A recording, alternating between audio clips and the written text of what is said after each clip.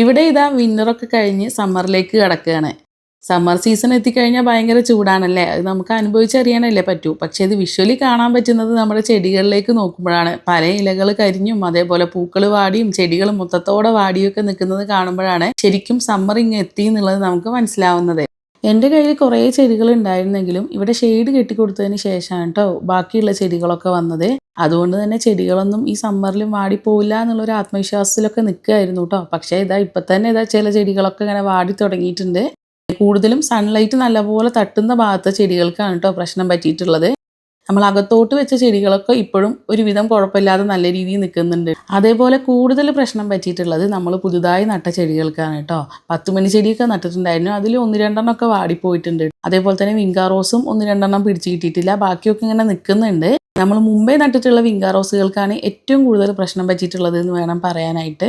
അതിൻ്റെ ഇലകളൊക്കെ കരിഞ്ഞു, അതുപോലെ പൂക്കൾ വാടി പോകുന്നുണ്ട്, അങ്ങനെയൊക്കെയുള്ള പ്രശ്നങ്ങൾ. ഈ വിങ്കാ റോസ് ഉള്ളതിലും വെച്ചിട്ട് ഏറ്റവും പ്രശ്നം ഈ മുകളിലുള്ള ചട്ടികൾക്കാണ്. അതിന് കാരണം എന്താണെന്ന് വെച്ചാൽ നല്ല രീതിയിൽ സൺലൈറ്റ് ഈ ഭാഗത്തോട്ട് എത്തുന്നുണ്ട് എന്നുള്ളതാണ്.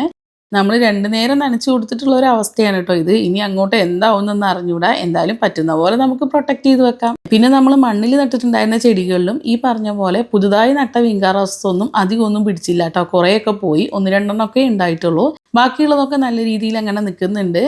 2 നേരം നനച്ചു കൊടുത്തിട്ടുള്ള ഒരു അവസ്ഥയാണ് കേട്ടോ ഇത്.